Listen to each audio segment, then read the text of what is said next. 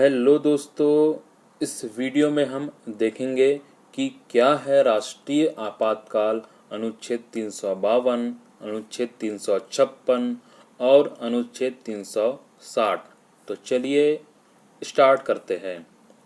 भारतीय संविधान के भाग 18 में अनुच्छेद 352 से अनुच्छेद 360 तक आपातकालीन प्रावधान का उल्लेख किया गया है। यह आपातकाल 3 प्रकार के होते हैं। पहला है राष्ट्रीय आपातकाल अनुच्छेद 352, दूसरा है राष्ट्रपति शासन अनुच्छेद 356 और तीसरा है वित्तीय आपातकाल अनुच्छेद 360। तो चलिए इनके बारे में डिटेल्स से देख लेते हैं। पहला है राष्ट्रीय आपातकाल अनुच्छेद 352। इसकी स्थिति देख लेते हैं कि यह किन परिस्थितियों में लगता है। तो यह भारत अथवा इसके किसी भाग की सुरक्षा को युद्ध अथवा बाह्य आक्रमण तथा सशस्त्र विद्रोह के कारण खतरा उत्पन्न हो गया हो तो अनुच्छेद 352 के अंतर्गत राष्ट्रपति राष्ट्रीय आपातकाल की घोषणा कर सकता है। राष्ट्रपति युद्ध, बाह्य आक्रमण, सशस्त्र विद्रोह अथवा आसन्न खतरे मात्र शंका के आधार पर विभिन्न उद्घोषणा जारी कर सकता है। मूल संविधान में आपातकाल की उद्घोषणा का आधार युद्ध, बाह्य आक्रमण और आंतरिक अशांति था, परंतु संविधान के 44वें संशोधन द्वारा 1978 के द्वारा आंतरिक अशांति शब्द के स्थान पर सशस्त्र विद्रोह शब्द का प्रयोग किया गया था। राष्ट्रीय आपातकाल की घोषणा केवल मंत्रिमंडल की लिखित सिफारिश के आधार पर ही हो सकती है। इसका तात्पर्य यह है कि आपातकाल की घोषणा केवल मंत्रिमंडल की सहमति से ही हो सकती है, न कि मात्र प्रधानमंत्री की सलाह से। परंतु 1975 में प्रधानमंत्री इंदिरा गांधी ने बिना मंत्रिमंडल की सलाह के राष्ट्रपति को आपातकाल की घोषणा करने की सलाह दी और आपातकाल लागू करने के बाद मंत्रिमंडल को इस घोषणा के बारे में बताया गया। इसलिए 1978 में 44वें संशोधन अधिनियम ने प्रधानमंत्री के इस संदर्भ में अकेले निर्णय लेने की संभावना को समाप्त कर दिया और इसी कारण से आंतरिक अशांति शब्द को हटाकर सशस्त्र विद्रोह शब्द को अपनाया गया। यदि संसद के दोनों सदनों से इसका अनुमोदन हो गया हो तो आपातकाल 6 माह तक जारी रहेगा तथा प्रत्येक 6 माह में संसद के अनुमोदन से इसे अनंत काल तक बढ़ाया जा सकता है। यह इसकी अवधि है। इस प्रकार आपातकाल की घोषणा अभी तक देश में 3 बार 1962, 1971 और 1975 में की गई है।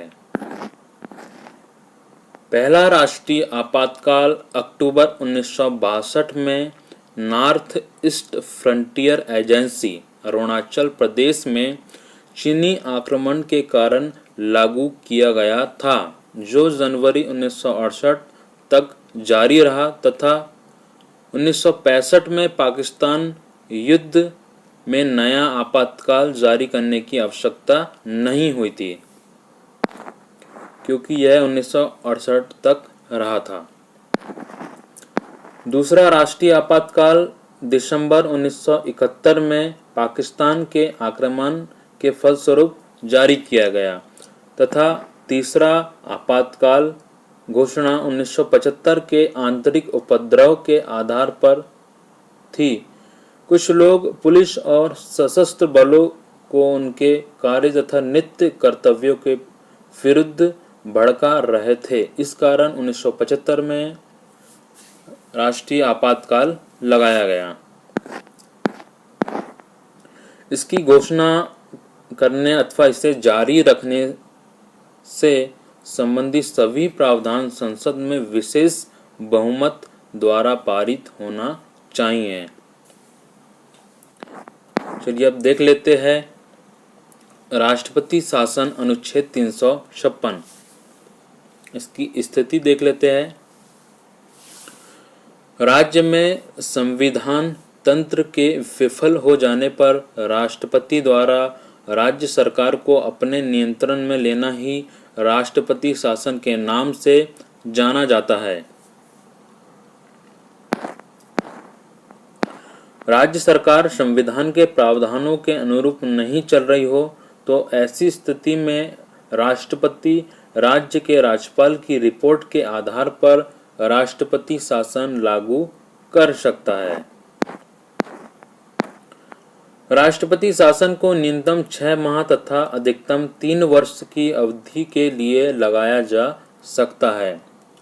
सर्वप्रथम राष्ट्रपति शासन का प्रयोग 1951 में पंजाब में किया गया था तथा 1950 से अब तक देश में 125 बार राष्ट्रपति शासन का प्रयोग किया जा चुका है। अब तक मणिपुर में सर्वाधिक 10 बार राष्ट्रपति शासन का प्रयोग किया गया था और देश में जम्मू कश्मीर में अभी तक सर्वाधिक समय तक राष्ट्रपति शासन लगाया गया है। इसकी घोषणा करने तथा इसे जारी रखने से संबंधित सभी प्रस्ताव संसद के साधारण बहुमत द्वारा पारित होने चाहिए। तीसरे नंबर पर है वित्तीय आपातकाल अनुच्छेद 360, इसकी स्थिति देख लेते हैं। राष्ट्रपति को यह संतुष्टि होती है कि भारत या उसके किसी राज्य क्षेत्र के किसी भाग का वित्तीय स्थायित्व या साख संकट में हो तो वह देश में वित्तीय आपातकाल की उद्घोषणा कर सकता है। वित्तीय आपातकाल न्यूनतम 2 माह तथा अधिकतम अनिश्चित काल के लिए तब तक प्रभावी रहेगा जब तक इसे वापस न लिया जाए। वित्तीय आपातकाल की घोषणा को मंजूरी देने वाला प्रस्ताव संसद के किसी भी सदन द्वारा सामान्य बहुमत द्वारा पारित किया जा सकता है। वित्तीय आपातकाल अभी तक एक बार भी भारत देश में लागू नहीं हुआ है। चलिए इन आपातकालों का हमारे मूल अधिकारों पर क्या प्रभाव पड़ता है देख लेते हैं। अनुच्छेद 358 के अनुसार अनुच्छेद 19 में वर्णित 6 प्रकार की स्वतंत्रता पर प्रतिबंध लगाता है, किंतु यदि आपातकाल सशस्त्र विद्रोह के आधार पर हो तो अनुच्छेद 19 में वर्णित 6 प्रकार की स्वतंत्रता पर प्रतिबंध नहीं लगता है।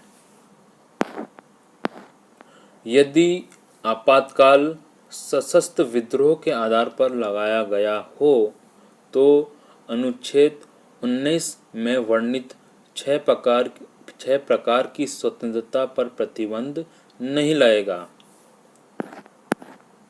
अनुच्छेद 20 अपराधों के दोष सिद्धि के संबंध में संरक्षण तथा अनुच्छेद 21 प्राण एवं दैहिक स्वतंत्रता आपातकाल में लागू रहते हैं तथा बाकी सभी मौलिक अधिकार प्रतिबंधित या समाप्त हो जाते हैं। मतलब अनुच्छेद 20 और अनुच्छेद 21 किसी भी प्रकार के आपातकाल में प्रतिबंधित या समाप्त नहीं होते, ये हमेशा लागू रहते हैं। तो दोस्तों वीडियो को बार बार देखें ताकि राष्ट्रीय आपातकाल आपको आसानी से समझ आ सकेंगे, इसलिए आप वीडियो को बार बार ज़रूर देखें और अनुच्छेद 368 जिसमें साधारण बहुमत द्वारा संशोधन, विशेष बहुमत द्वारा जो संशोधन किए जाते हैं उसके बारे में वीडियो अपलोड हो चुका है, तो उसे ज़रूर देखें। अगर आपको वीडियो पसंद आया हो तो वीडियो को ज़रूर लाइक कीजिए, चैनल को सब्सक्राइब कीजिए। धन्यवाद।